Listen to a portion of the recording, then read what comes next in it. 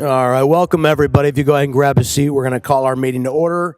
We will start with a roll call from our city clerk, Kathy Valdez. The record shall reflect that all members are present. And Councilmember Contreras will lead us in the Pledge of Allegiance this evening. All right. All rise. Ready? Begin. I pledge allegiance to the flag of the United States of America and to the republic for which it stands, one nation, under God, indivisible, with liberty and justice for all. Right. Our city clerk, Kathy Valdez, has some procedural items to discuss. Thank you, Mayor. I'd like to remind everyone that the Vista Municipal Code requires members of the public to observe order and decorum at the meeting and to conduct themselves in a courteous manner. The ordinance was adopted to allow for public input and to facilitate city business without disruption of the meeting. Applause is appropriate for items listed under the presentation portion of the agenda only. Students wishing to receive credit for attending this evening's meeting must stay for a minimum of 1 hour. However, we ask that you stay for the completion of the item rather than leaving in the middle of a discussion. When you're ready to leave, you may ask one of the staff members at the back of the room to sign your paper. Thank you. To speak on an item on tonight's agenda, please fill out a speaker slip with the number of the item that you'd like to speak on and give it to the clerk, secretary, staff here at the dais. Speaker slips are available on the table just outside the council chamber doors. For members of the public participating via Zoom, you may use the raise your hand function or press *9 on your phone. We will announce when to raise your hand for the specific item being discussed that you'd like to make a comment on. Speakers will each have 3 minutes to address the council, and I will go to our city manager, John Conley, for the approval of tonight's agenda. Thank you, Mayor. No changes to this evening's agenda. Okay, we have one presentation item this evening, so I'll invite my council colleagues to join me at the lectern.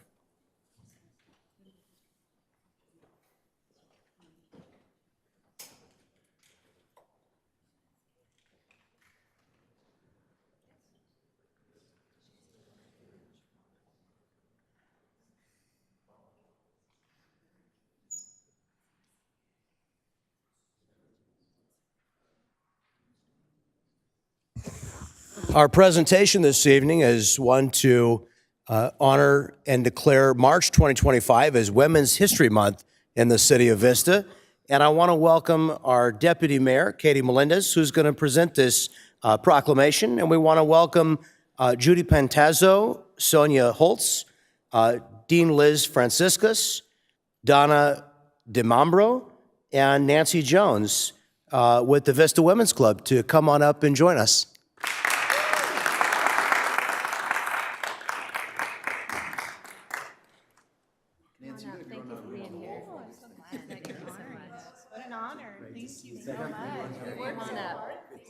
Come on up. Thanks for being here. Thank you. I didn't get to give Nancy a hug. It's good to see you. Thank you for being here. All right. Here we are. Thank you so much for being here today, everybody. Such a wonderful, beautiful group. And I'm very excited for the opportunity to read this proclamation for Women's History Month, especially because today happens to be my birthday. So it's a very special day to read this proclamation. Thank you. I just have to thank my mom, who's the best woman that I know. But we're all wonderful women, and this is for all of us. Whereas today marks the commencement of Women's History Month, a time dedicated to recognizing the remarkable achievements of women. And whereas the inception of Women's History Month can be traced back to March 8th, 1857, when women in New York City protested poor working conditions in factories. The first Women's Day celebration in the United States occurred in New York City in 1909. And whereas women from diverse races, classes, and ethnic backgrounds have made significant contributions to the growth and resilience of the city of Vista, and whereas women occupy a crucial economic, cultural, and role in all facets of life in Vista, particularly notable is their involvement in establishing early charitable, philanthropic, and cultural organizations in our city of Vista, where they have led significant progressive social change movements. And whereas, whether in elected positions, spearheading transformative civil rights efforts, venturing into unexplored territories, or pioneering innovative technologies, Generations of women have introduced fresh ideas and created new opportunities, leaving a lasting and beneficial impact on our community. And whereas women have been at the forefront, not only in advocating for their own rights to suffrage and equal opportunity, but also in the abolitionist, emancipation, industrial labor, civil rights, and peace movements, which have fostered a more equitable and just society for all. And whereas American women have bravely served in the military, demonstrating courage and commitment in the defense of our freedoms. And whereas, despite these significant contributions, the role of women has frequently been overlooked and undervalued in the literature, leadership, education, and study of American history, making it imperative to recognize their various achievements here today.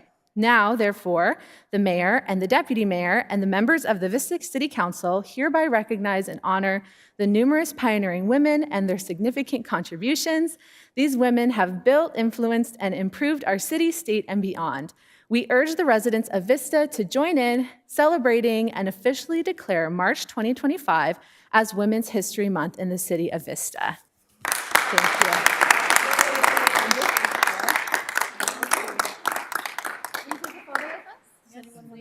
And please speak to the club, and I hope everyone will become a member of our Vista Women's Club. And I just want to add, on behalf of all the husbands and fathers of little girls and uncles of nieces and sons of mothers, for all the guys here in our city, we really respect and appreciate all the women in our lives and in our community, and really honor you for the great contribution that you make. Thank you all. Thank you, sir. London, do you want us to come up here for a picture? Oh, up front. This way. It looks better. We don't have the desk. Y'all are right in the center there.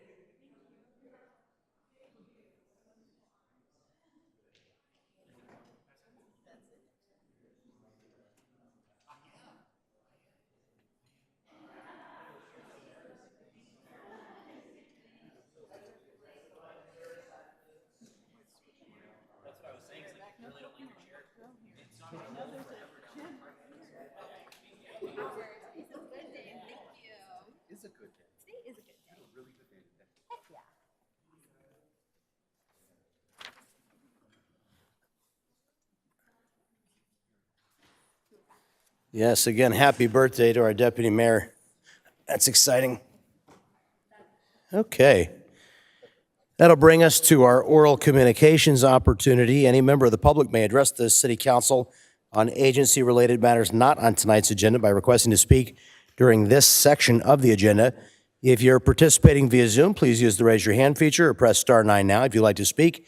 The number of speakers that will be heard during this segment is limited to 10. Any remaining speakers will be heard under the second oral communications item. Do we have any speakers tonight? Okay, seeing none, we will proceed to our first discussion item, and that's item number 1 for our fiscal year 2025 and 2026-2027 operating budget overview. If there are any members of the public that wish to speak on this item, they may do so by using the raise their hand feature on Zoom or pressing *9 or submitting a request to speak card here at the dais. Speakers will be called upon after the presentation. Our finance director, Mike Sylvia, will introduce the item. And let's ask one of our staff members in the back there to grab those doors and close them. Thank you very much, Mike. Mr. Sylvia.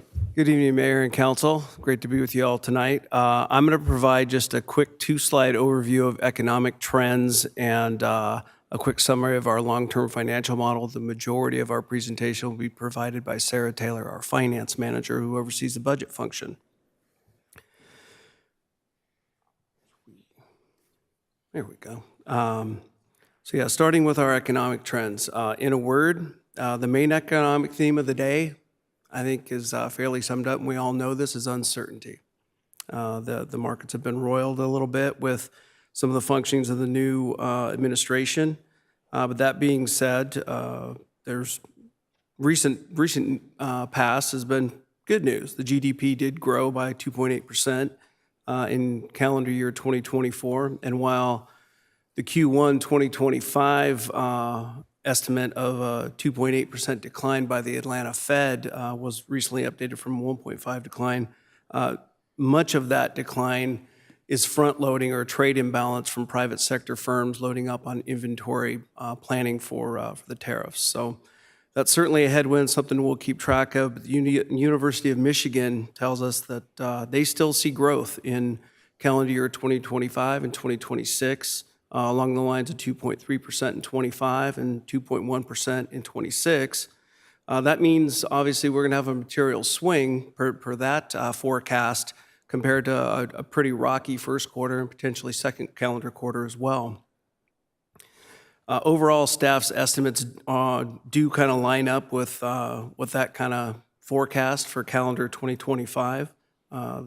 The city's revenues, they are growing. And we're going to see that in just a minute. Unfortunately, they are not growing as quickly as our expenditures in the general fund. Turning to consumer trends, and as most people know, nearly 70% of the U.S. economy is driven by consumers, and consumers are continuing to do their part in the economy's expansion. Foreclosures and bankruptcies are still among the lowest rates they've been since the Great Recession. Consumer debt as a percentage of disposable income is on par with the 20-teens recovery after the Great Recession. Mortgage debt is appreciably lower, due primarily to the ultra-low mortgage rates that were realized by many homeowners right after the pandemic. And while that does drive consumption for homeowners, which helps the city's sales taxes when they're buying taxable goods, one of the headwinds we are seeing with sales taxes, there's more spending being done on services, which of course are not taxable. It does create a bit of a bifurcation for folks who are trying to get into homes, and it's also creating escalated rents as well. The City of Vista's unemployment rate has risen to 4.7% as of December of 24, and that's up from 3.6 from 2 years ago in December of 22. This increase does mirror broader trends with San Diego County's unemployment at 4.3 in December of 24 compared to 2.9 2 years prior. State of California, again, same type of thing. They're at 5.2 in December of 24, up from 4.1 in December of 22. Again, these rates are higher, but from a classic macroeconomic standpoint, if they're at or around 5%, it does convey full employment. If there is a rapid shift or escalation, staff will be sure to brief council on that happening. And so, and I would add, aside from the University of Michigan reporting or the Atlanta Fed, I did sit through a couple of recent economist presentations, Dr. Chris Thornburg with Beacon Economics and Dr. Mira Farka from Cal State University Fullerton, who do advise a lot of cities in the region, and their analysis does seem to say slow growth. So they're headwinds for sure, but they do still see growth ahead. And turning to our general fund long-term financial model, it has been updated from 2 years ago. And here, this is just a quick thumbnail sketch of our dashboard. And it shows the difference between a coin flip, meaning 50-50, having a net gain or a net loss in terms of revenue and reserve changes, versus the one, and that's the one on the left. The one on the right shows one standard deviation from that coin flip, or a 68% probability. And really what this is telling us in either case is that it's unlikely that the city's existing revenue sources are going to be able to sustain the current level of services the city provides to its citizens in the long term. without either exponential increases to existing revenues or a new revenue source. And there are examples in recent history for the city of Vista with that. Exponential growth being what happened with general sales tax, Bradley Burns, as well as Prop L sales tax when AB 147 went into effect and we started collecting online sales tax, and then a new revenue source, obviously being cannabis, which didn't exist before calendar 2020. Staff is working on the expenditure side as well with a couple of processes. The first is a refunding of the 2015 lease revenue bonds, which is the city's single largest liability outside of its CalPERS obligation. And council did approve a new debt policy as well as approved a debt financing team back in December. We've been working with that team, and we expect to show nearly $11 million in savings when we present the preliminary numbers at the April 8th public hearing that we have planned for council, so that's good news. Additionally, city manager and finance staff will continue to work with the departments, and Sarah's going to get into our budget calendar in just a minute, in sharpening those departmental budget estimates that we have right now. We just have the estimates from the departments that'll happen over the next couple of months. On the revenue side, we're going to continue to delve into our revenue estimates. If we can realize more revenue, obviously that'll be part of the equation. Again, you're going to see we do show deficits in both years, but we're pretty confident with those efforts we'll be able to get those closed. And I would add, as far as safety nets, we are at $36.7 million, which represents about 32.5% of the 2024-25 midterm original budget in terms of the city's general fund emergency reserves. And as of yesterday's market close, $22.6 million in the city's 115 trust, which provides surety for any pension shocks. So now I'm going to turn it over to Sarah to walk us through the details of the current budget season progress. Thank you, Mike, and thank you, Mayor, Deputy Mayor, and City Council. This chart on the slide shows our operating budget process, and as you can see, the City Council Goal Workshop does kind of kick off the budget process for us. The goals were set last March, and they provide direction for staff throughout the budget development process. The preparation of the operating budget is a team effort with city staff from all departments scrutinizing each budget unit. The figures that are presented as part of this overview are preliminary and largely based on department-provided estimates. We've just started the step in the middle of the screen, the slide up here, where the city manager and budget team meet with the departments, as Mike had mentioned. We review their budgets, and we continue to refine the budget projections through a detailed review of all revenue and expenses for accuracy and for need. Any changes made by staff, as well as changes required from City Council direction, will be incorporated into the draft budget that will be presented in May. This presentation is focused on the general fund, which provides essential services like public safety, parks and recreation, and general government operations. We'll start with an overview of the major revenue sources, expenditures by category and by function, and a discussion of the subsidized budget units. Before we get into the numbers, let's talk about how we project for city revenues. We're using the bell curve on this graph to illustrate this. The top of the curve representing the single most likely number that revenues might be in the future. Budgeting at the top of the curve means there's a 50% chance we'll see a surplus, but also a 50% chance we could end in a deficit. Like other cities, we don't set our budget exactly at the peak, since that would give us a coin flip, as Mike was describing, of ending the year in the deficit. Each of our revenue categories have different factors that impact its stability, which in turn affects how conservative we estimate for those revenues. As we review both the revenue and expense estimates, we look for areas that may have been budgeted overly conservative and identify opportunities to refine our projections without taking on unnecessary risk. At this point in the budget process, total general fund revenues and other sources are estimated at $123.7 million for fiscal year 25-26 and $127.4 million for fiscal year 26-27. The majority of this funding comes from 3 different sources, which include property tax, sales tax, and charges for services. This slide shows these revenue sources for the city on the graph. There's 7 years of historical actuals, as well as 3 years of the budgeted projections. You can see the dashed line shows the budgeted projections at the end. Property tax, shown in red, is our largest general fund revenue source and is projected to grow by 4% annually. This steady increase provides a reliable funding source for the city's operations. Sales tax revenue, excluding the Prop L and cannabis portions, is shown as green. As Mike mentioned, AB 147 from online sales tax collection is the increases that you're seeing there between 2020 and 2022. But kind of from 2022 and going forward for our projections into 2027, our sales tax revenues are estimated flat. Unlike property tax, sales tax is more volatile, fluctuating with economic conditions like employment rates and consumer confidence, and our projections reflect the anticipated slower economic growth.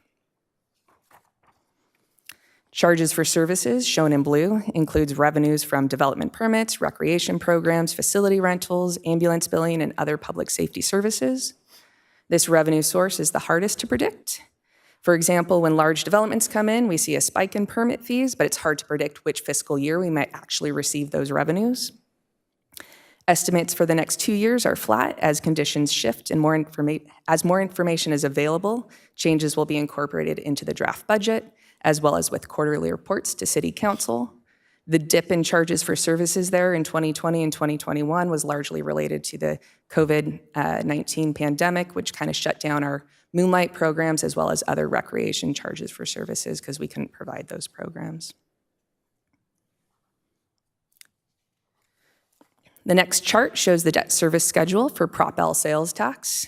And this revenue is another significant source for the city at $12.1 million for fiscal year 25-26 and $12.5 million for fiscal year 26-27. However, only $1.2 million is utilized in the operating budget annually to fund a small portion of fire personnel costs. The majority of Prop L revenue covers debt service on Prop L bonds, and any excess funds are set aside annually in a reserve. And this reserve is projected to grow to about $28.8 million by the end of fiscal year 26-27. Additional revenues include cannabis tax, and like the rest of California, Vista has seen declining legal cannabis sales. We have an estimate of $6 million included in the budget for the next 2 fiscal years, which is a 9% decrease from the actuals for fiscal year 23-24 and a 14% decline from fiscal year 22-23. To ensure financial stability, cannabis tax revenues is capped at $4.46 million for ongoing expenditures in the operating budget. This funding supports essential services, including 2 park ranger positions and 2 additional sheriff's deputies. And given the instability of cannabis tax revenue, staff recommends maintaining the cap of $4.46 million for ongoing operational costs. Any excess revenues will continue to be transferred at year-end to a designated account to be assigned for special projects by City Council with the year-end. Based on the current estimates, approximately $1.5 million will be available annually for these designated uses, and this kind of assumes that the downward trend that we've seen in the last kind of years is going to stabilize. So we'll kind of see with future quarterly reports. We'll keep council updated on how those revenues are coming in. The use of money and property revenue includes income from leases and investments. Staff has taken advantage of favorable market conditions and locked in higher yielding investments to secure additional revenue for the next 4 to 5 years. So that's the increases that you're seeing in there in the use of money and property category. Leases, for example, are one item that we have a pretty good understanding. We pretty much budget like at the top of the curve because we assume that the vendors that we've gone into leases with will pay their monthly dues, as historically has been shown. But the investment revenue, it's a little bit more unpredictable. So sometimes we have increases that we'll bring with the mid-cycle update. That'll show increases there as well. The other sources of revenue there at the bottom of the slide include interdepartment service charges, fund transfers, and use of reserves. These are estimated at just over $6 million each year, and you will see that there is a decline from the mid-cycle budget update for 24-25, and this is largely due to use of reserves that were programmed with the mid-cycle for deferred maintenance projects throughout the city.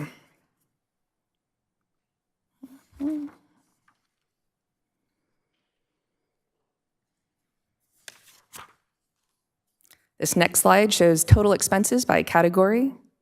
General fund expenditures by category, excluding the transfers out in the bottom section of this table, total $107.7 million for fiscal year 25-26 and $111.4 million for fiscal year 26-27. This bottom section of the table shows the transfers out to other funds and to reserves. The transfers out to other funds primarily include the subsidized budget units, which we'll discuss in a subsequent slide. And we've talked about the transfers out to debt service and the Prop-L reserve as they're connected to the revenue source. But the transfers out for other reserves is primarily for future fire vehicle replacement, but it also includes revenues that have been designated for special use, either from an outside government agency or by the City Council itself.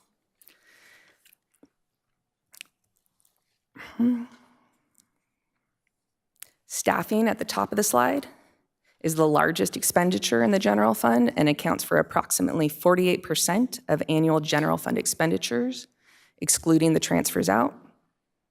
The primary drivers of cost increases for staffing include anticipated salary adjustments, rising pension obligations, and higher healthcare costs. The majority of the professional service category is for the contract with the San Diego County Sheriff's Department. For fiscal year 26-27, there's an anticipated 3.5% increase, and this marks the final year of a 5-year agreement with the Sheriff's Department. Estimated expenditures for these services are $29.8 million in fiscal year 25-26 and $30.8 million in fiscal year 26-27. And while these represent a significant expenditure, contracting with the Sheriff's Department remains a cost-effective approach to providing law enforcement services, as it leverages the department's extensive capabilities, resources, and economies of scale. The allocated cost category includes indirect costs for fleet maintenance, facility maintenance, risk management, and information technology services. And the IT services account for the majority of the increases in this category.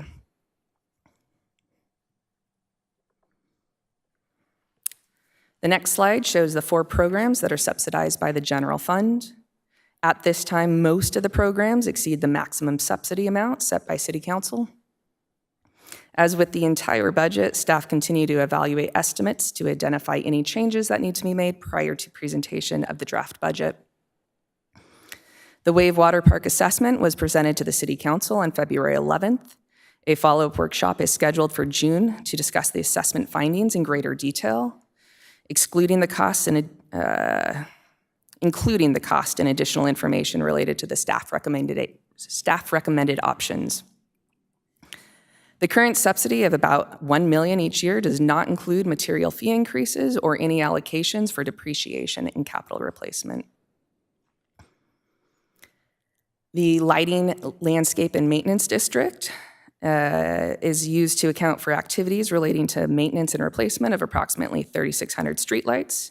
In addition, all energy costs related to the operation of streetlights, maintenance, and operation of traffic signals at 100+ intersections, and maintenance of approximately 13,000 trees within the city right-of-way. Funding for these activities is provided by special assessments levied against properties based on benefits received. The city is currently completing a project to replace the existing assessment district, which aims to evaluate current maintenance practices, financial sustainability, and potential adjustments to assessments to ensure continued service levels. This project is expected to come to City Council for intent to form on March 25th and to be finalized by the end of May after the draft budget is presented to City Council. Significant budget increases for this fund include over $100,000 for increased electricity costs and $100,000 for integrated pest management and additional costs for herbicide. Additional cost increases include traffic signal service contracts, tree trimming contracts, traffic signal cabinet replacements, and allocated overhead costs.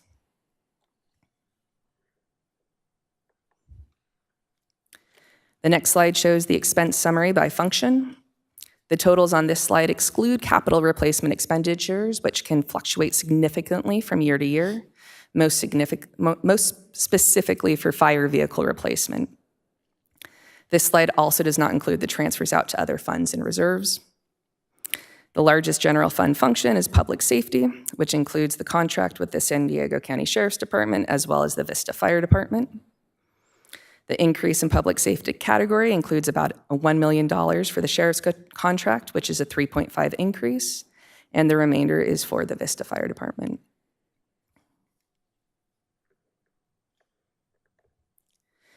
As part of the budget planning process, the city has received 4 new position requests and 5 reclassification requests. The associated costs for these position adjustments are not included in the total expense estimate provided in the previous tables.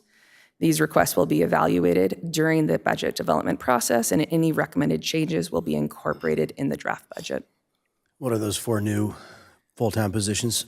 One was for an IT technician. Another was for, I believe it was an account clerk in the fire department,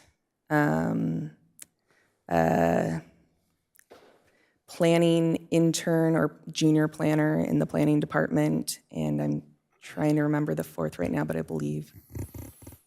Just for the council's edification, those 4 new full-time position requests are not included in these budget estimates, nor do I intend to include them in our draft budget.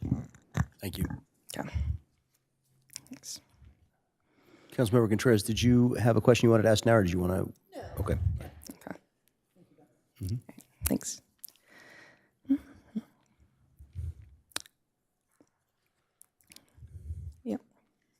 At the previous city council meeting, the sheriff's department gave an update to the city council on February 25th, and an additional sheriff's gang detective position was requested, and city council directed staff to bring back additional information as part of this workshop. The estimated cost for this position, including vehicle acquisition and startup costs, is $445,000 for fiscal year 25-26, and the cost estimate for fiscal year 26-27 is $366,000.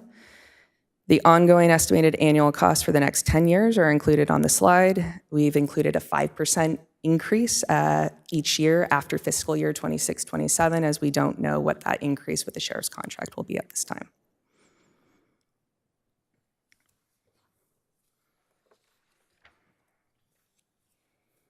This final slide shows the summary of general fund revenues and expenditures for the next 2 years. As shown on the bottom of the slide, at this point in time in the budget process, there is currently a projected deficit for both fiscal years based on preliminary data. Again, staff continues to review and refine both expense and revenue estimates for need and accuracy, and will include changes with a balanced draft budget to be presented to the City Council and to the community in May. This concludes my presentation, and staff is available for any questions. And I want to be clear, the way we talk about this, we don't have a deficit. We just haven't identified how we're going to have a balanced budget for these 2 coming budget years yet. But I hope that that continues to be a priority for the council to have a balanced budget, because it's certainly a priority for me. And I know that we will be asking, and I have already asked Mr. Conley for a range of options for the council to consider to bring expenditures in line with projected revenues. We have to do that. We have to have a balanced budget. We don't have any extenuating financial circumstances. We're not in a recession right now. One could come at any day. We never know. But we have no excuse to be in a deficit situation. So this council must find a way, and the staff must find a way, working together to make sure that when we have a first actual draft of this budget, that we do not have any red ink in it. So that is incredibly important. Councilmember Contreras.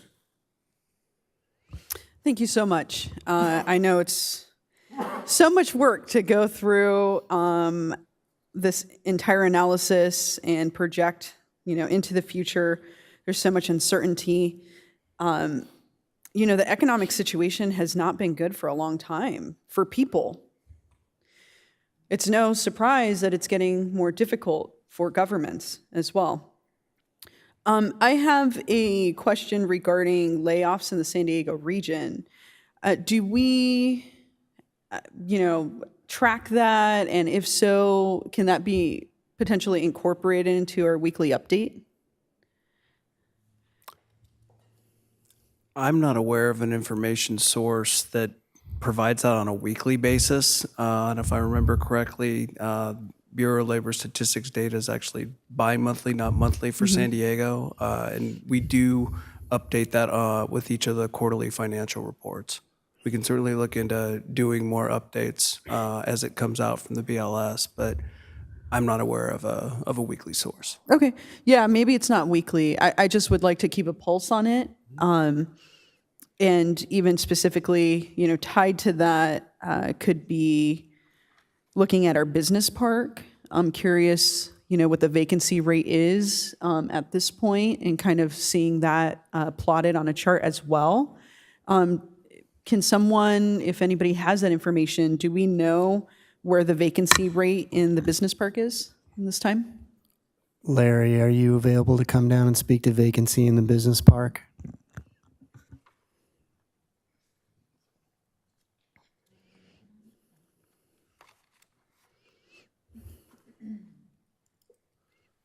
If memory serves, it's just about zero right now, except for ordinary turnover. Hi there, Mayor and members of the council. The current vacancy rate for industrial properties is right around 6%, if I recall correctly, last quarter. Office is higher, 15, 16%. Yeah, and the office has been, the vacancy rate, I think, has always been pretty extraordinarily high here in Vista, somewhere between 14 to 17%. I think the reason that I ask about the business park, I think there's a misconception that it's completely full, but we had a lot of businesses that have left. And I bring that up because we need to get ahead of that. I am curious to see, when we're looking at cannabis revenue going down, the council has appropriated different cannabis ancillary businesses, right, including cultivation. And one of the issues that was brought up when we were looking at cultivation and licenses was that we didn't want it to overtake the business park. But I want to make the point, because 6% is significant. We were used to a business park, that was at or near zero. So to go from that to 6%, and we're looking at declining sales, revenue, I really want this council to start looking at what are different businesses that can fill up that vacancy rate in the business park. I think that it being at 6% now, we're already behind. So I really want to see our staff and council working together to try to reduce that rate. When it comes to the office, that's difficult, right? I don't know how to strategize around that, but that's also something that we're going to have to work with property owners. Could that be, we have some low performing commercial space, right? And I know that this council has been looking at ways to kind of revitalize underperforming commercial space. But thank you, Larry. I just wanted to know what the data is, because I had a feeling that it was going to be not good, and 6% is significant. Yeah, and I usually provide that in the weekly update on a quarterly basis. And in the next weekly update, I'll just provide what's currently happening. Okay. And I feel like it comes as just like a data point, but could we potentially plot that out? I think it's just so much easier to be able to see the data. I know that there's going to be a portion where we can read it, but just to quickly be able to, it's almost like a dashboard for us on council. I love the weekly updates, so I do get into them. But I would like to see the culmination, right, and look at trends, because I think we all need to be more aware of what's going on so we can be proactive. Thank you so much, Larry. Thank you. Okay. going from 3.6 unemployment to slightly higher, I have a really hard time saying that we're pretty much at full employment. There's a gig economy, and I recently was looking at different statistics, and I heard that now this is national, that 1 in 4 adults is underemployed. It's really difficult to understand unemployment when we have a gig economy. That there are more and more people battling for any kind of money through the gig economy. And I'm someone who utilizes public transit and walks and takes a bike. And sometimes I drive, but I really enjoy having someone else drive me, especially a short distance. So I take Ubers and Lyfts, and I get to talk to folks, and they tell me what's happening to them. So I understand that economists have a different way of talking about it, but I just really want to push back on this claim that we have full employment, because I think most people might be experiencing a different reality, especially when we're looking at, our young adults, are they able, you can't live off of some of these wages at all. So, there we see buying power, purchasing power diminished. No shock that we have a stagnation in sales tax revenue, right? We got to look at all these different things that are connected. And I know that you do, but I'm just talking about, as a council, as we're looking at future projections, how can we just help in any which way shape that economy locally? So, council member, what you're speaking to is the difference between U3 and U6 unemployment. We'll see if we can delve into a U6 number and actually compare both data points for you. Okay, that would be extraordinary. I love data, and I look forward to the conversation that you and I are going to be having, because we can, nerd out on it. But yeah, I just had to point that out because we see an increase in income inequality, right? And basically, what that means in this capitalist system is a decrease in purchasing power for the majority of folks, where a concentration of wealth keeps going up, and most people are being left behind. Okay, moving on. So even with the decrease in cannabis revenue, it looks like what we're forecasting is maybe more stability around that $1.5 million left over for the year-end fund balance and for all of us to fight over. Yeah, being completely transparent, we're still working on a new data source for better prognostication on that. We're extending the correction that is coming to council next Tuesday, lowering the current year revenue to $6 million. Fingers crossed, we're hoping that that is the floor. But what's really happened with the little bit of analysis that we've done is the novelty element of legal cannabis is kind of worn off. There's also a headwind with illegal cannabis shops, and I'm talking about statewide trends. And we're also seeing the wind down of the federal fiscal stimulus on the heels of the pandemic. So that trifecta is really pinching some of the demand. Okay. Now, some of the things that we're paying with our cannabis revenues, I think we need to reassess some of these ongoing positions.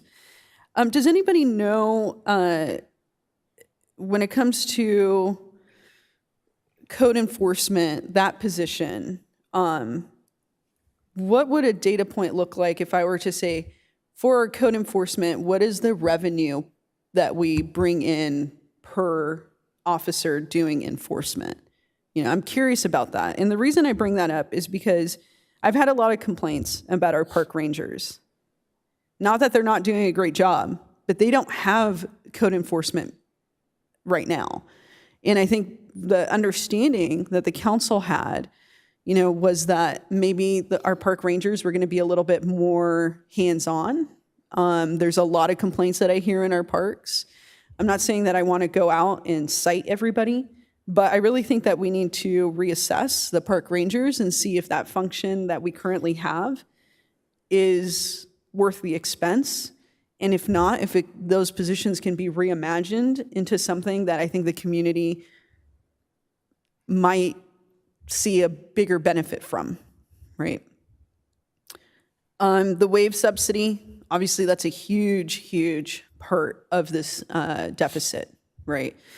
And I really want us to tackle this in a very phased approach, because even if we can start chipping away at that subsidy, that would be huge, absolutely huge. And again, I just have to say,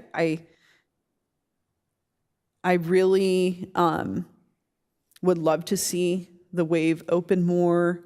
I know that there's staffing issues. I want to get to the bottom of those staffing issues, because I would think that there's a correlation between being able to have enough staff, being able to have enough days open, and seeing this subsidy reduce significantly. I really think that there is a correlation between those. That is a positive one for us. But, you know, it's not just my thinking. I really want to investigate it. And if I'm proven wrong, then I'm proven wrong, right? But I think this is the time. It hasn't been tackled before, and we absolutely need to tackle that.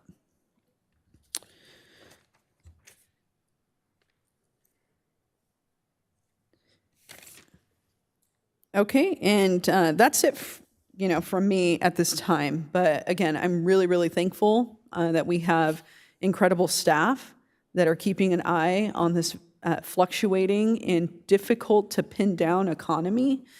And also, it seems like we might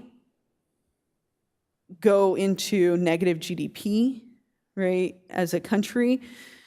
That's not a good thing. That wasn't happening before, and now they had to revise it. It looked like we were going to be at 3% growth or whatnot, somewhere around there. And now with the change in the direction of the economy and how it's being mishandled, that completely has gone into negative territory. So there's a lot of headwinds for sure. And I'm really thankful that you two are at the helm. But we need to work at, figuring this out together. And this council has been really prudent, and we've squirreled away a lot of money into different, potential projects. So I know that we have the money to overcome what looks like a potential deficit, but those projects are also really critical. So, worst case scenario, we have a really strong financial backing, but it's not going to take us all the way unless we reconfigure some stuff here. So thank you again. Councilmember O'Donnell. Thank you. Mike, Sarah, thank you so much for this report. I know it's not always easy breaking down numbers of this magnitude for everybody, but it's very much appreciated to all of you and staff. So here is my concern. It's not with the work that you've done, but I know a lot of people in the recruiting industry that have some of the most qualified candidates they've ever had at this time frame, and they're not getting jobs. And so I think that there's this bubble that is about to burst that I think is a great unknown. And I've talked about a financial downfall coming, in a recession, whatever we want to call it, that we've been on the brink of for a few years. And the reality is, I think that right now, especially at the corporate level, they aren't hiring as much. I can tell you my company has a hiring freeze. And so what happens when people aren't, I'm not explaining this to you, I'm just saying it as a comment, I know you know this. But when they're not finding work, that's my large concern, because when you have highly qualified candidates that have high earning potential and they're not able to get jobs, that's a direct snowball all the way down the food chain. And so now you have less spending power, and that means that you're going to have higher unemployment, and so revenue is going to drop, and all the other things that correlate with it. And on top of that, Americans are carrying the highest credit card balances they've had in nearly 25 years. And so I think that there is a great deal that we need to do moving forward, and we need to be very prudent in how we approach our budget and really do a deep dive on some of the expenditures that we are making and look to where they may be scale backs on what we're utilizing funds for. Because while I appreciate the projections that are on here, I actually think it's going to be much worse. And the volatility in the market, while it recovered a little bit today when the tariffs were put on pause, I mean, I think you saw a 650 point drop in the S&P just the other day. And that is deeply concerning for any investment portfolios we have, or just market portfolios in general. If you're someone in their 40s investing in a 401k, it's great because now you're getting everything at a discount and eventually it's going to recover. But when you're a city trying to operate a $110, $120 million budget, it's a very scary prospect. So I appreciate being able to sit down at some time and doing a deep audit on what our expenditures are and see what potentially we can do to try and maximize the resources that we will get, because I think cannabis, to your point, has lost its luster a little bit. And I think that other cities are going to start adopting cannabis to try and bring in revenue. I think Oceanside, not Oceanside, Escondido, they passed their tax measure, and now they're sitting on $20, $30 million extra a year in revenue. So, I mean, we really do need to explore every single option when it comes to our budget. All that being said, are we doing anything different with strategy on our investments, or are we kind of just holding a pattern? I'm glad you asked that, because I actually wanted to speak to that. Our pooled portfolio, which is around a little over 250 million, it doesn't have the equity exposure. It certainly has exposure in the bond market, but the flight to safety that occurs when people flee stocks and seek bonds has helped us. I mean, I think I explained a little bit to council last fall when we did the Treasury operations overview. We realized a lot of losses in July with a hypothesis that it was the peak of the market, and it's proving so. I mean, as Sarah mentioned in her presentation, we see about nearly $10 million across all funds of investment earnings, and that's almost double where we were just even a year or two ago. And she also alluded to, we have overnight investing as well, and typically we don't, just for full transparency with council and all of the stakeholders, we don't recognize that overnight investment because we don't know when the Federal Reserve is going to go to zero. They've done it twice in the last 15 or so years when there's hiccups.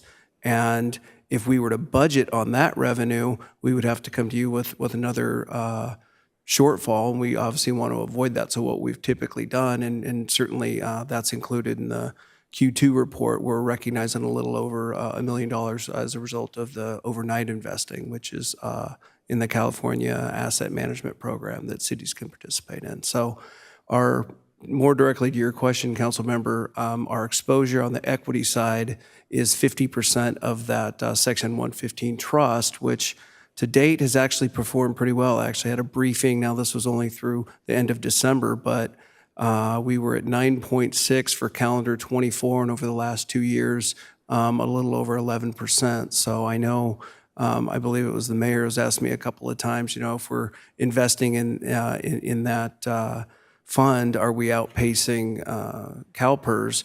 And over the last couple of years, we've been able to do that. The way the asset allocation is, we won't consistently be able to do that. The target's more about 6%, and so I may come to council in the future to discuss that. But overall, we're pretty solid, and we are, in terms of liquidity, right now, I think we're around 70 million in camp. So if we needed those funds overnight, they are available. So we're in pretty solid footing. And then as far as property tax is concerned, I saw that those numbers were going up. I have a very strong suspicion that those may go down over time, just because the cost of housing, as well as just the market right now. It's become a buyer's market, but that means that people that are sitting there on 2.9% interest don't want to sell their homes because they're not going to get the value in which they think they're going to get. So I could be wrong, and I hope that I am, but do you have any thoughts on that? We actually, our property tax consultant hypothesized over the next 2 years, I believe, about 4% gains. And typically, 2% when you're in normal times of a growing economy, Prop 13 provides for 2%. But in addition to that, there's other inputs that contribute to those extraordinary gains. And so, and I would also say, sure, I mean, we all remember 2008, 2009, 2010. Nobody says that real estate doesn't lose value anymore, but that was a once-in-a-century event. Certainly affordability is, a huge struggle right now, and I kind of made mention of that, of a bifurcated society between homeowners who own homes who have had a fixed housing cost through all of this and refinanced their homes in the 2s and the 3s, they're the ones powering this consumer consumption, and renters are bearing the brunt, as well as would-be home buyers with elevated asset prices and, quite frankly, mortgage rates that are still fairly elevated. So it's that all that adds up to a fairly inefficient market, but everything we see so far is values are holding mostly because of a shortage of housing versus what was true 15 years ago on the heels of the Great Recession. There was just an abundance of housing. I mean, that was, the whole jingle mail thing where people turn in their keys. That's not the case now, and part of that has to do with those ultra low mortgages that people have. They're not moving. Yeah, I wish that we hadn't moved, but I was so upset to get a 6% mortgage rate, and now I'm very happy that we did from where it's at. I know we looked at staffing costs, and that you said it's mostly due to COLA and other just normal increases that would come with that. Yeah, the CalPERS is a big portion of it as well. I think the UAL is about $1.5 million increase there. Healthcare costs, my understanding is they're not as high as we thought they would go up, but they're still increasing. Is that correct? Correct. We've got some estimates from our vendors, and we'll see if it comes true. But definitely with the mid-cycle for year 2, we might bring some updates, whether it's down or up. Okay, and then I appreciate you bringing up the business park. Do we know, just in general, overall, are we seeing a slowing down in the growth of new businesses either coming to Vista, or are we seeing a higher turnover of businesses exiting? I would probably defer that to Larry again. He would have a better beat Come on down, that. Larry. I know it kind of correlates to the original question that Councilmember Contreras asked, but I'm looking for a little more granular aspect to it in overall scope. Sure, absolutely. I did verify the vacancy rate 6.4 as of last quarter. Yeah, so one of the things that has changed in the business park is, 2 or 3 years ago, you could not find a space greater than 20,000 square feet. Now, I think we have 6 properties larger than 100,000 square feet available. So we are seeing some companies exit, also consolidation as well. But we're also seeing, it depends on the industry. So we are seeing bio industry, for example, biotech, growth and expansion. So that's exciting. Some of the warehousing has been consolidated. We just landed a new semiconductor business in the business park. We just landed a new lithium battery manufacturer in the business park. So the technologies are changing to be more in tune with what's driving the economy right now. So I'd say it's in transition. Overall, we see about 320 new businesses come to Vista every year. The exit or the net, we're studying that right now, what the net growth is, but I think we're still on a positive side. That's good to know. I appreciate that. Those are all my questions. For the students in the back, it is 1 hour into our meeting. If any of you need to get a signature and head out, because I know this is a very exciting topic of discussion. No, but I mean this sincerely. I really do appreciate the work, and like I said, I really do want to take a deep dive into what we're doing as far as budgeting and expenditures, because I think that this will be a much more serious problem a year or two down the road, and I think it is incumbent upon this council to be very careful on how we spend money moving forward, because I think things will get worse before they get better. So just appreciate all your hard work. Thank you again, and those are all my questions for now. Councilmember Fox. Thank you very much. So I was piling through the, 268-page full budget from the last year, just to kind of familiarize myself with it, since I'm new to council, and that's something I wanted to make sure I was catching up on a little bit. So I can very easily tell how much work you guys put into this. It was enough work just reading it. So writing it, I'm sure, is much more difficult. But I had a couple questions as well. It's just a little bit on CalPERS. I'm still a little new to this. Is that represented in this budget in the staffing section, or is it in one of the additional funds somewhere? It's rolled up into the staffing section. Okay. Is that something where it's a big issue that we're facing? I know some other cities have mentioned that that's a big concern of theirs, is the CalPERS liabilities. How are we doing?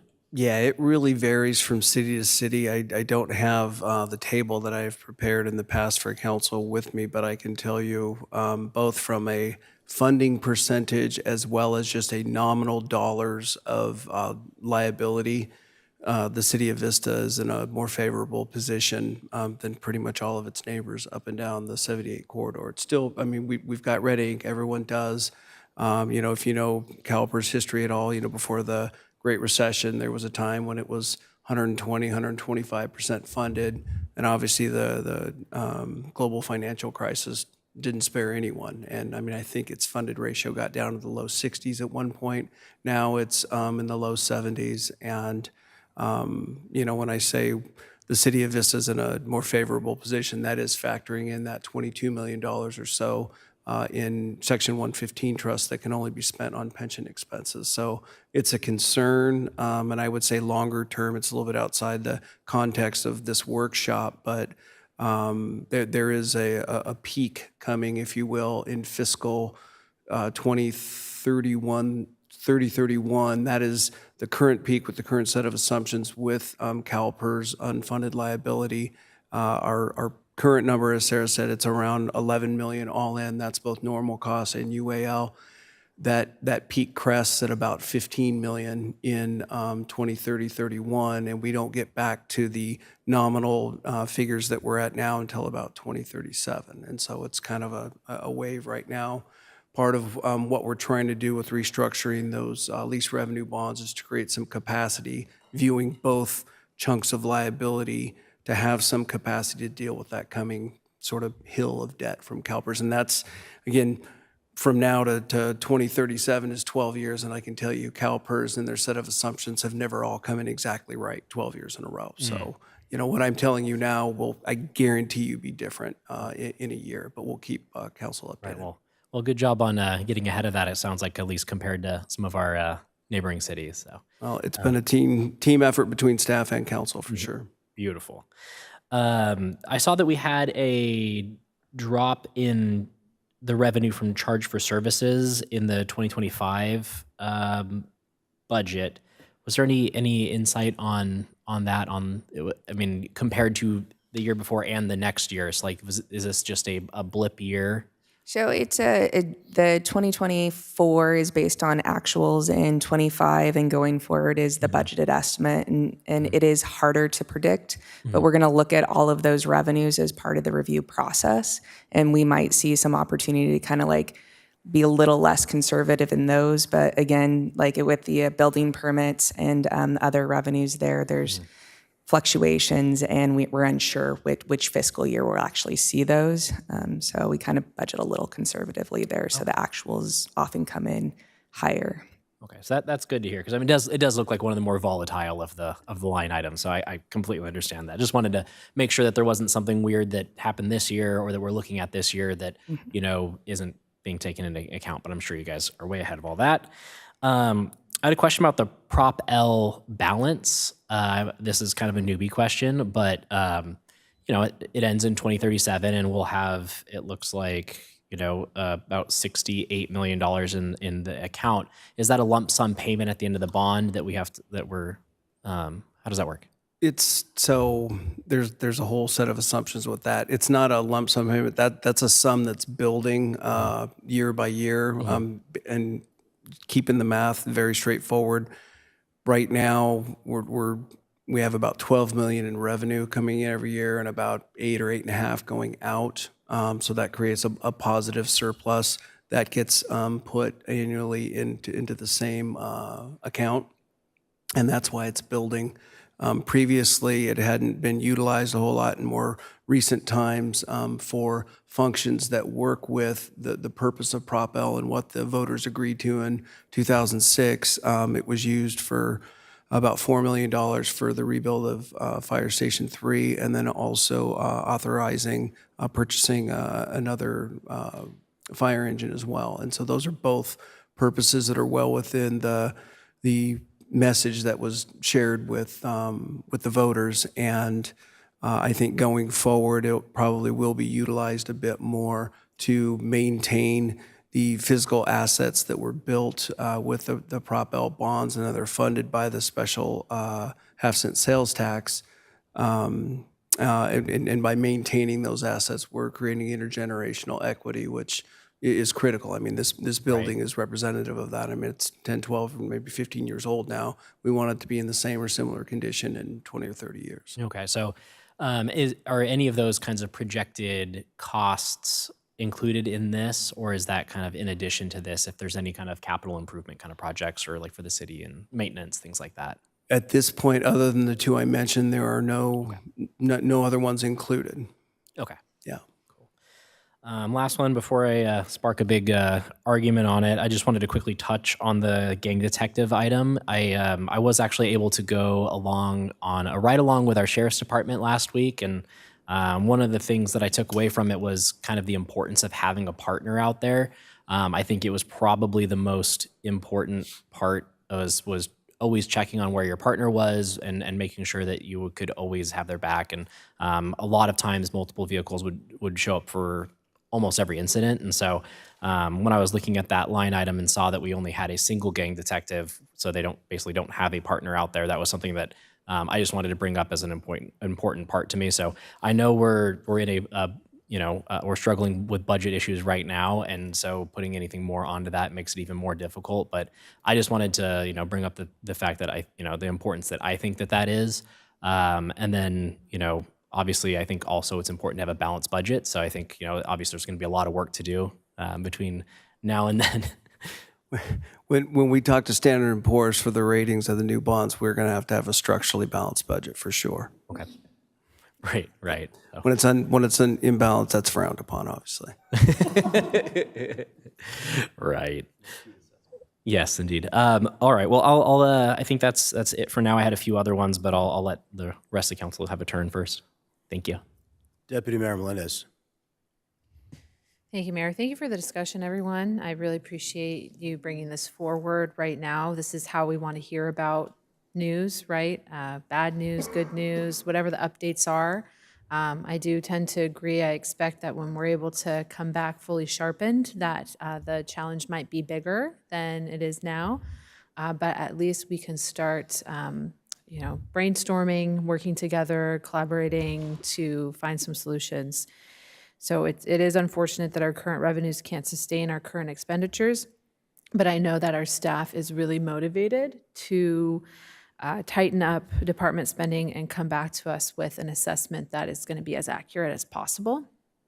And I'm highly motivated to improve economic opportunity and to develop partnerships that lead to greater prosperity and revenues. And I think that we all should pursue every opportunity that we can and really make our city the best that it can be. We do have some ongoing subsidies that may be cause for concern, but I believe that in general, this council has been very thoughtful about our spending, and our community is extremely satisfied with our spending and our investments that we've made, making generational improvements in our community. I agree with the comments about scaling back, but we want to do that in all areas, right? I think that we have to be careful, and we have to discuss what we're safe to lose or safe to reduce, right? Making sure we're using really clear assessments on what we can pare down, and to be looking at all departments and to have a high level of scrutiny in all of our departments that are utilizing public funds. But I completely agree with the mayor. We have to be pursuing to every end a balanced budget. And I appreciate you bringing this before us now. and we'll continue to work with you. I think it's going to be important for us to have multiple conversations about this. I plan to continue to meet with city manager on this topic even before we see a final budget product before us. I think the high level of oversight is needed here. So I completely agree with all the questions and comments and appreciate the time to meet on this. Thanks. Well, I'm very glad to see the concern about the future state of our economy from the council and some willingness to get serious about our financial picture. Clearly, the cocaine high of cheap money borrowed on debt at the expense of federal taxpayers, including Councilmember O'Donnell's young children, whose children's children might be paying back the debt money that we've been spending here at the city, at the county, every municipal government. I think we got about $30 million here at the city of Vista from the between the COVID money and the state money that we got from Newsom. And that party is coming to an end here. None of it was good. None of us knows what's going to happen. If any of us here knew what was going to happen with the economy, then we'd be doing better than Warren Buffett. If I knew for sure what was going to happen, I probably would not be sitting here. I'd probably be on my massive yacht somewhere, which I do not own. But I want to commend the council on, and what I would call for us to do is what it took me a long time to learn in my personal financial life, which is that it's a lot better to pay cash. You should never live hand to mouth. In other words, you should never spend all of what you earn. You should always be saving, because your relationship to money changes incredibly as you begin to spend the money that you've already accrued and saved. You look at the potential of money to do things with a great difference in perspective when it's money that you've saved and it's real money. When you're spending tomorrow's money or every bit of the money that just came in today, it is very different. When I was a kid, I spent money on credit cards and got into a little bit of trouble. It was actually a good thing for me because I ruined my credit at like 18, 19 years of age, and they wouldn't give me a credit card again until I was about 7 years older and got everything paid off, and learned some great lessons from that, and then had some great business mentors that taught me what my father always tried to teach me, which is pay yourself first, save your money. And what I'm saying is the more decisions that we can make with year-end fund balances when it comes to our council priorities, the better. The fewer things that we can obligate the budget to on a recurring basis, the better. What I think we should do, and Councilmember O'Donnell mentioned it after I'd already written it down, is I think we ought to be asking the city manager to implement an immediate hiring freeze with the exception of all public safety positions or other positions as he deems to be absolutely urgent to fill.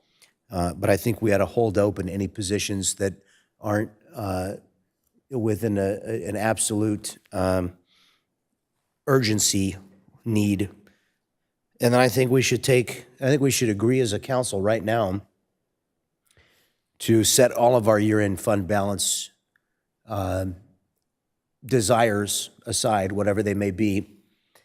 And I think we should bring back the strategic budget reserve, which we eliminated, but we had about $7 million in the strategic budget reserve, which was money that we were holding on to so that we could, it was simply a different savings account. We moved that money into the emergency reserve, but we were holding that money as a short-term.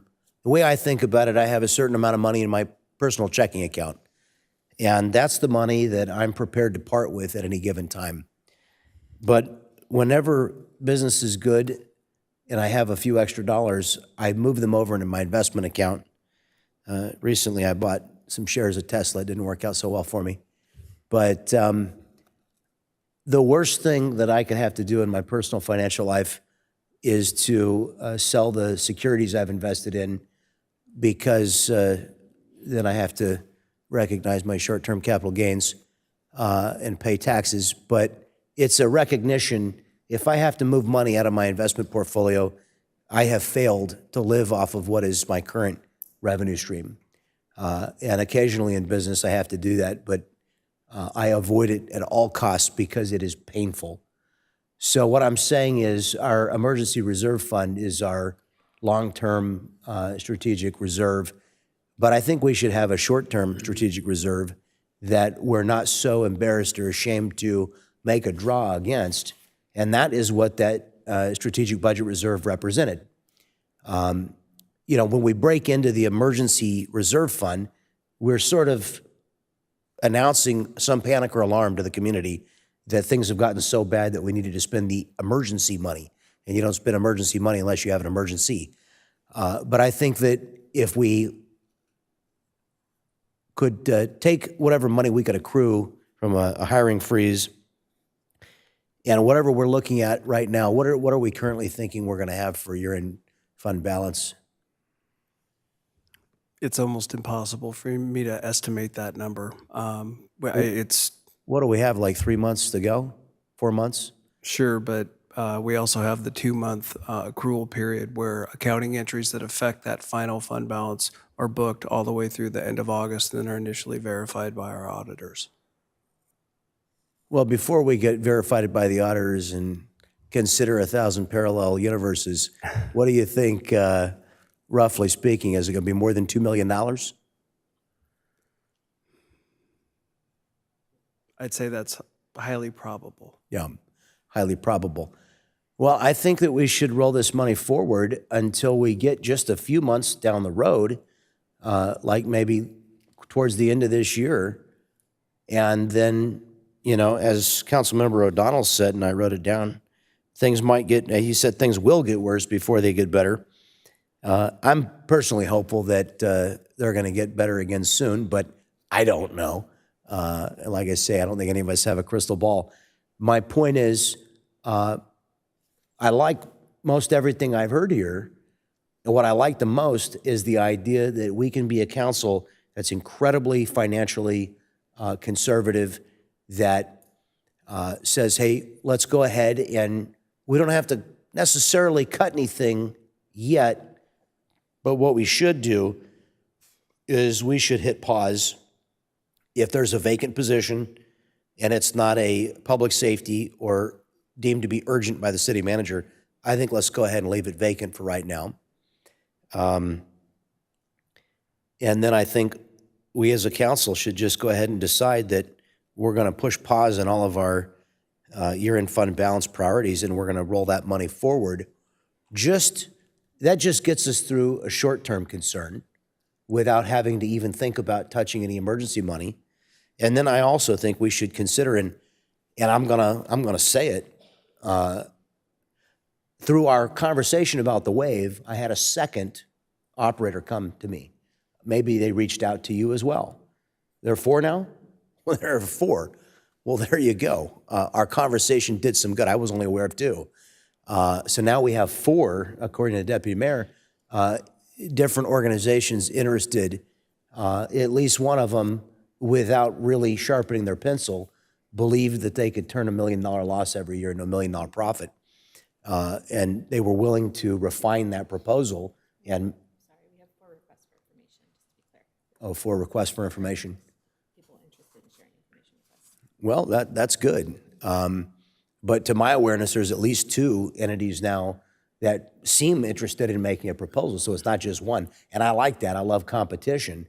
I want to get the best bang for the buck. And I've had a lot of opportunities to talk to the news. Someone asked me today at Pega's Cafe, one of my favorite servers asked me if we're going to close the wave. Her son swims on one of the aquatic teams there. And I said, absolutely. And I'm so frustrated that the narrative has become, we're thinking about closing the wave. You know, I don't think that's what this council intends to do. But when we have an opportunity within grasp to, you know, potentially, I mean, we're showing it, if we don't make changes here, which we're going to, a $2 million deficit, that is the exact amount that has been bandied, and I'm going to say bandied because it's not, we haven't put an RFP out to see a real proposal, but it was an off-the-cuff number, was go from losing $1 million to making $1 million. That's a $2 million net increase. That alone would solve this. So, and I want to reiterate, because a lot of, kind of false things got into the public narrative. We're talking about a contract to operate with a private operator. It's not a ground lease. We're not leasing the equipment. It's simply bringing somebody in who would bring their better business ideas and acumen to manage our existing staff. It's not throwing out or getting rid of our existing staff. It's bringing in better advisors to manage our current assets. And they would have to get through this council and the people of Vista before they make any changes to our personnel or to our specific use of the pool. We're not going to let them get rid of youth aquatic sports. That's not on the agenda tonight, but I'm just saying, like, I couldn't get this council to say yes to even receive a proposal, let alone get to the place where we were going to have a full-throated discussion about actually considering what that would mean to us monetarily. But I do think that's huge. And personally, I think if we sharpen our pencil here, I think that we can honor that request from the sheriff's department to add that gang deputy, that gang detective. I think we have the ability to do that, but not unless we do some serious work here and figure out what our real priorities are. I mean, the $2 million, I asked you this earlier, and I'm going to ask you again, but the $2 million we spent on the speed bumps, and that came out of general fund money. It was largely, year-end fund balance money. It was year-end fund balance, okay. So it didn't accrue, and you don't have any money scheduled in this budget for speed bumps? Not in the operating budget, no. Okay. Well, I asked Mr. Conley today, and I know he hasn't had a chance to do it, but I asked him to present the council with a list of budget cuts, positions that have been newly added, and other things that we might, especially vacant positions. And one of the things I'd love to hear from the council is what other ideas or questions can we ask staff to bring back to us to give us options as a council to bring a balanced budget. So if you have specific ideas there, I'd really like to hear those, but I really like the idea, in summation, of being a council that operates with cash in the pocket instead of living hand to mouth by spending every dollar. I don't want to spend, if we think we're going to have $129 million, I don't want to spend $129 million. I would love to have a budget plan where we spend 127, and then we do have a fund balance, and we move that forward, and we're accruing that strategic budget reserve